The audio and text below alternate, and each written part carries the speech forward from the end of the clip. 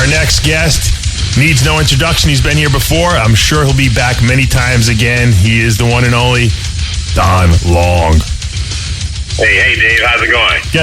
Good to have you back. It was good seeing you this past weekend. You had a successful run because not only did you have the men's 212 champion at Al Augusti, but you had the men's physique overall guy in the NPC event. I know your wife had a couple good competitors placing pretty high. You seem to be a real contest prep duo. I think you guys may be the only duo in the business because usually it's the guy who does it, but you guys work kind of simultaneously and help each other out almost. Yeah, exactly. Because I started helping my wife, before we first met, and then honestly, I just never seen someone be so like a sponge, and also be creative in her own way. But she sucked up all the knowledge that I know, and then to even develop her own skills, especially with the females, of how to deal with them physically, and mentally, of course. But so together, we're able to, tackle all avenues of the fitness industry as far as fitness, figure, bikini, I do women's physique, I do men's physique, so we tackle it all, so yeah, we make a good team, definitely. Talk to me a little bit about how you guys divide up the competitors. Do you do the men, she does the women, or is there crossover, or do you guys get your own clients for each other? Do you compete against each other and say, oh, my guy did better than your guy, or how does that work? Yeah, no, we're all a team because even on Facebook, of course, we have a Team Long, a website, a web thing up there called Team Long. But yeah, she handles all of the fitness, figure, and bikini, and some women's physique if they come her way. But I also handle some women's, and then of course women bodybuilders, and then men bodybuilders and men's physique. Is what I handle, and we kind of split it that way. And then so if a female figure writes me, and I send her to my wife, Gotcha. I see. And like that. But we're always helping each other with all of the clients in the back. Like I'm over her shoulder a little bit, and she's over my shoulder a little bit, watching. We'll look at the pictures of all the athletes and analyze together sometimes. I understand. Now, talk to me. Let's talk about Al Augusti because that was the success of the weekend. I think. This guy, I remember seeing him. I think he won his class at the USA one year, I believe, and at the light heavyweight class there. And well, I think he was placing second a lot. And most times he was second. I'm thinking junior nationals. I'm just going back in my head. I remember when I first saw him, on the scene, he was shredded, but he was not a very big light heavyweight. Yeah. And people were impressed with his conditioning, his shape, but they didn't, think that he had the size. And every single year he improved. And you started working with him, 2 years ago, I think? In 2009 when he placed second behind Seth Ferosi. Okay, that's when you first started working with him. The Nationals, yeah. And he weighed what at that event? He still was probably in the 96 range, of course, but it was just a different body. Each year he's getting, of course, bigger and better. But yeah, I think it was about 96 that year. 196, yeah. And now he's on stage at about 210, 212? About 210, 212 on stage, yeah. I mean, that's and on his physique, it looks like he's gained about 30 pounds to me. Exactly, and then we just went back to we went, after Olympia, of course, knowing that the class was going to change, and then, because I think he could have been, honestly, even in the national years, he could have been bigger if we needed him to, but there was no need to put more food in him to, if he only had to be 198, Sure. So once it was time to be heavier, then he really upped his food a lot, and then of course he was willing to, of course, take it in. He had to be the one to eat it, and then after the Olympia, also we pulled out weaknesses that we thought can make him look better. We brought up his shoulders, we brought up his chest, and like I said, I have a system, what I call touch-up training. And so almost every day, give or take, he's hitting those little areas for about 4 sets per day. So he's hitting side laterals. I might explain this to you before, but he's hitting side laterals every single day. He's hitting some type of chest movement, whether it be push-ups or flat bench. Just 4 sets every day. And of course, he's doing leg extensions every single day. And what's the purpose of that, Don? Well, the purpose is what I came up with a long time ago, even for myself. Is before I even started bodybuilding, of course the purpose is to bring up weak areas, but my point is how it became part of my philosophy is before I even started training, I used to do dumbbell curls every day before I left the house. Just to hit the beach. That's called the beach pump-up workout, Donnie. Exactly. And I would take them to the beach, too, like that. But anyway, so I would do 4 sets, 4 or 5 sets right before I leave the house. But then by the time I got into bodybuilding, I realized, okay, my arms are so big and so easy to grow at this point, Yeah. So then I started analyzing. I know I went to one of the juniors or the nationals, and I remember Jim Manning told me, you got to bring up your back. So I started thinking ways that I can bring it up for next year and fast, And then I started thinking about, I had a guy in high school. He was in the Marines, and he was a little skinny guy. And he went to boot camp and whatnot, where they make him do push-ups like every single day. And when he came back, I said, man, his chest got so huge. And I said, how did your chest grow that fast? And it was only been about 3 or 4 months or whatever. Right. And then he said they had us doing push-ups like every single day. And so that kind of stuck in my mind. And also I used to do construction, and you see the professional construction guys, they always got one arm huger than the other because they constantly repetitiously using that one arm. And same thing goes for a tennis player, or a skater or a bike rider, big quads, And so I started thinking, okay, I started with myself, I'm going to hit my back every single day with some pull-ups or some type of movement. And it really, of course, brought my back up. I did it with my quads, I did it with my hams, and I did it with my delts also, even though I had decent delts. But by the time I became, at the high level, you notice I had really good delts. Oh, yeah, you're crazy delts. Yeah. Now, let me ask you a question. Is there a do this for, or do you do it all the time? Because, at some point you might overtrain the muscle, don't you think? I really don't think so. I really think the only way you're going to overtrain is if you're not sleeping correctly. If it's not for you, if you're not really living the life and trying to make those kind of improvements. But I believe if a person was, of course, supplementing well, eating well, it was supplementing whether it be natural or what have you.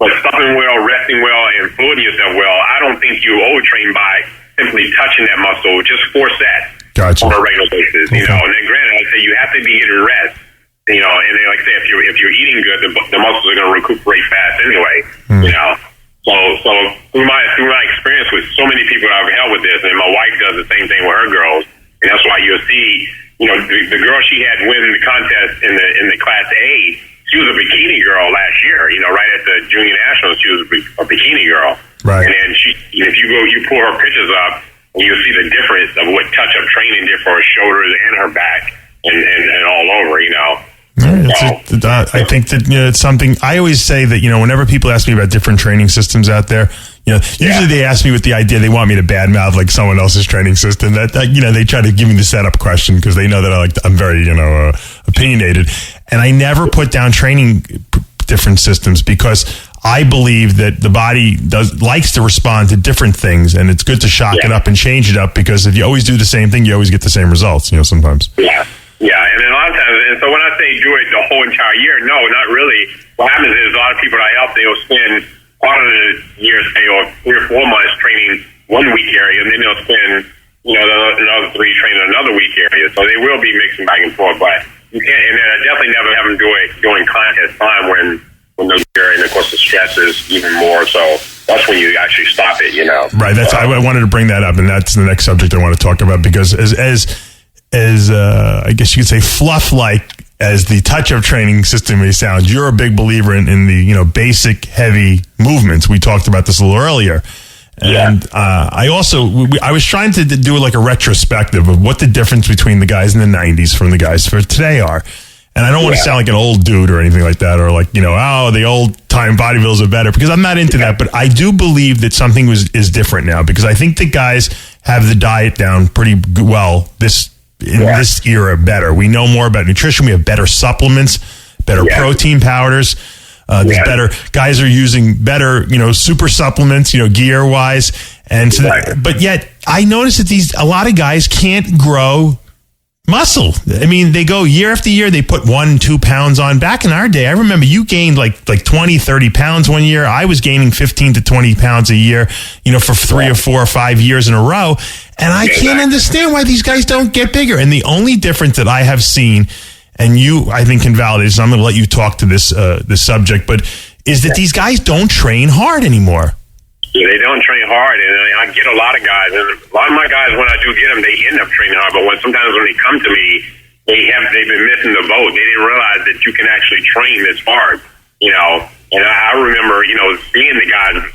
you for one, and Lee Priest, I mean, I seen him squatting 7 plates. I said, okay, he's squatting 7 plates. I'm gonna squat 7 plates, and I'm busting my butt in there. And so, yeah, you're right. And so, and my thing is, I mentioned this to someone else before. I just wonder, are we in the computer age to where, well, not even computer, technology age, where so many gadgets that kind of keep our brain so occupied that we can't focus enough. I mean, when you're in the gym nowadays, guys got their cell phone, they're checking Facebook, they're doing this. And back then, we didn't have none of that. So when we went to the gym, it was all about business. And I think the mind becomes just almost like Einstein, very smart, but almost crazy also because so much knowledge inside of his brain.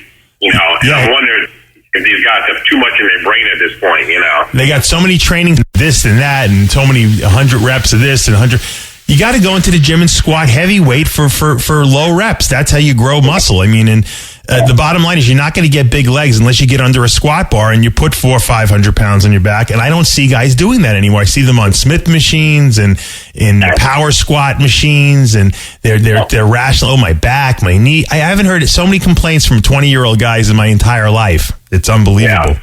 Yeah. Now, I am a big believer in volume reps. I do volume reps, but I believe in it takes. I mean, I got guys squatting 6, 7 plates, but they still. I do either 16, 12, 10, 8 pyramid or a 20. Sometimes 20, 16, 12. So I'm big into volume. I'm big into taking the body to the next level of conditioning and power at the same time. And it takes a lot to get used to this. Sure. But this is improving also in my camp that really works also. So it's hard. It'd be hard for me honestly to do 8 to 10 reps, and not that I don't think it's good for some people, but by me so conditioned at training at a little more volume, and honestly I did this my whole career, so I know for a fact, people can grow that way, but I also believe that of course you can grow with the 10 to 8 reps also, or 8 to 10 or 10 reps like that. Yeah. But so I do believe in the volume rep also. Is what I think that you believe in the torture aspect of it. I think that there's a discipline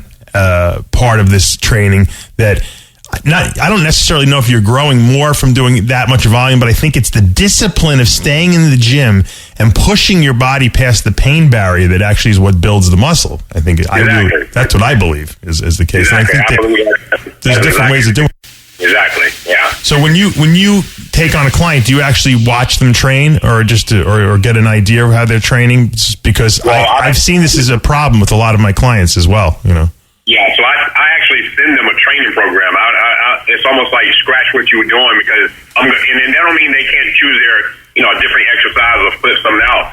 But I want them to kind of follow this kind of recipe, so to speak, and then because I feel comfortable. Otherwise, I can't be in it. But if a guy comes to me and his training is on point, then I'll give him a little more freedom to do what you want. I know you're killing it, blah blah blah. But for the most part, I just feel more comfortable because I just don't feel like. Without all 3 elements as far as supplements and training and nutrition, all 3 have to be 100% to be great, and then so I can't trust the fact that someone's training is up to par where I need it to match up with the nutrition that I'm giving them, Yeah. And you know what? You know what's different too nowadays, Donnie? Everyone sees videos online, and so they watch guys like Victor Martinez and these guys training online, and some of these guys just are genetic freaks. They don't have to train heavy or whatever the case may be, and then they say, well, if they train like that, I can train like that. Back in the day, the only person I saw training was I would see someone like you in the gym or Kevin Levrone training. I'm like, I got to train like these guys. No one. I didn't watch any fluff trainers back then. Yeah. Well, what I tell people is, definitely if you got genetics, that's a great thing. But how good can you be if you take advantage of that and train hard too? Yeah. And that's kind of what we did also. I mean, I had genetics out the butt, but I knew I had to get. I knew the people I had to go against, the Flex Sweeters, Sean Ray, Chris Camille, Kevin, I had to go against these people, so I had to have one up on them somehow or another, and I wasn't gonna, let up at all. So I was just pushing the envelope all the time, Don, but you know what? To be honest with you, you didn't have great legs in '94 at the Nationals when you first made your real mark. I guess you were second there, right? I was third there. Yeah. Third, but you came back the next year for Nationals. Your legs were huge. I don't know what you did that year. That was touch-up training. I swear that was touch-up training. That was a point where I could actually train twice a day because I had, and then so I I would go at night, literally leg extensions of some sort or a squat, just 1.5 plate, 2 plate, really stimulating that muscle for 4 or 5 sets only, like I said. And then that's what you saw with my hams and my quads. You go back and look at me at the junior nationals, I didn't have hams either. No, I remember you didn't. And you know what the funny thing was? I remember in 95, I guess it was Bob Bonham held Champions Day in New Jersey. And I remember you showed up with these spandex on. And at the time, I was really starting to come up myself. I was pretty big. You were obviously ahead of me at that point. But I said, holy mackerel, what did this guy do? You looked like you became a new person that year. Yeah. Well, I mean, I ate a ton of food. At that time, I can remember correctly, I definitely pushed 10,000 calories, Wow. That's pushing 10,000 calories. All clean food and weight gainers and carbo drinks and stuff like that. But I was eating 10,000 calories, because I actually heard from a guy that he ate 10,000 calories and, he looked like a freak doing it. So I said, okay. It worked. He said he ate 10,000, but it was a lot of junk also. But I said, okay, I'm going to eat 10,000 clean. That's tough, too, to get 10,000 clean calories. Yeah, exactly. You got to drink it. You got to drink it. Yeah, and I put on a lot of weight that way, too. So, so the touch-up training is really, helped me too. I mean, and that's why I preach it so much. And I preach it for guys in the earlier years. Willie Stallings, I helped way back. I had these guys doing the same thing, and then as I got later now into coaching, I just totally believe in it because I've seen the evidence, even with my own wife. I mean, she didn't have any shoulders or back. And once she went through the touch-up training on a regular, every day she would do bilaterals and pull-ups, assisted pull-ups, assisted pull-ups. And then next thing you know, same thing, her pictures are on file to show it. Her first contest to when she was on the national level, you see the difference in the shoulders and whatnot. And go back and look at Al even at the Olympia before we really started counting the shoulders and look at his shoulders now. That's only a matter of months, And I like the fact that you talk about this touch-up training, but you're not trying to make money off of it. You're just saying, look, this is what works. Here it is. Yeah, I'm putting it out there. You want to do it? Do it. Anyone could do it. I'm not trying to sell you a system. I'm just telling you that this works. I like that. If I was trying to sell it, then I would have saved it for a video or something. But I put it out there. I put it on MD. I put it everywhere. And then it's just what I believe in. And the thing is, people have the discipline to do it. So I can give it to you, but you got to be the one to use it. So, What do you think Al Augusti's potential is? Where would you like to see him 2 years from now? Say, I mean, how much muscle can that body hold of his? I think Al Augusti would be great at a good 225. Honestly, 225, possibly 230 in the future. Honestly, I think he can follow in the steps of a Dexter Jackson. And then, let it be seen of how well he would do. But I definitely think his body can be freaky like that. I mean, his weight is still constantly teeny, even though he's picked up, a good 10 pounds since the Olympia. He's picked up a good 10 pounds. And then, 10 to 13 pounds. And so I think he can just keep going because and then you got to realize this guy still works a full-time job of manual labor and not having to skill him to eat, like he really needs to. And so once he's able to stop that, I think you're going to see a new him also. I was going to say, is that I was going to get him on the show today, and he's like, Dave, I go to work, which I kind of respected because, a lot of these guys don't go to work. And is this holding him back, you think, as far as the ability to eat, the ability to rest enough? Yeah, I mean, granted, that's the thing. He got to be our first thing in the morning, and especially when we're in contest mode, we got to be our first thing to go to the gym and hit that cardio. Then he's got to get ready for work and work hard. I like going to an office. He's on and off a truck unloading tires, big tires. Yeah. And of course, then he has to hit his workout. So I would say definitely. I can't imagine myself doing it because I have more of an easy road of getting there. Me too. I couldn't have done it. That's too much for me to handle. I hope that look, let's put it out there. Look, if anyone's looking to sponsor Al, I mean, he's a great new talent, and I think that. He would certainly. He's a hard worker. I mean, if anyone's worried about him showing up at a booth or something like that, the guy lifts tires for a living. So I'm sure he'd much more rather sit at a booth and lift protein shakes. Exactly. I think he's built up a good fan base now. Of course, he's won 3 of his 4 pro shows. Yeah. Other than the Olympia, he's won. And I can't. That's pretty unique in itself. Sure. So and he's only getting better. So I would say definitely he's a good. Spokesperson for a company, definitely. Now, I know you work with Hollywood Glenn. I remember seeing him at the Junior USA when he won the overall, and then he placed second, I believe, at the USA. What's this guy seems to have problems getting in shape. No one has muscle, and that he's a pro waiting to happen. What have you been doing with this guy to help him to get to that next level? Well, like I said, I got him, for the USA's of last year. So I had him over a little over a year now. It's just a matter of his thing is too. He was working a full-time job, which he was able to release some of his hours where he's not doing as much, as much as he used to. He was able to cut back a little bit. And then, of course, we really had to revamp his training and let him know, okay, look, you gotta go back to when you were 25, 22, and lo and behold, this is what he's done this year. And he's really went back to the drawing board with it. He got 2 good training partners, and then they're busting their butt. They're sending me videos, and then this is 90s training that they're doing now. Trust me. And it's paid big dividends because he come down and I see him, and it's like a whole new him. I mean, his leg quality is much different, and I think we're going to nail it this time. He's really keeping his condition also awesome. He has a 6-pack right now, and we're 13 weeks out. Wow. He's already psoriasis and everything, And so, and he's 220 at this point, 222 right now, 223. So he has 24 pounds to lose, and so I think this is going to be the time for him. He's really putting in his work big time. I'm proud of him also. What is he going to weigh on stage, you think? Well, the key thing is what I'm going to go for is that condition. I don't care what he weighs at this point. I mean, I can't see. It's hard for me to see at this point that he can be any less than 198. Because of the condition he's in right now. Right. But, I don't want to put a number on it. I just want to, he's got to be peeled. He's got to show the judges something totally different. And he's got to fight off other guys who might have jumped ahead of him a spot or two, by him placing third at the Nationals.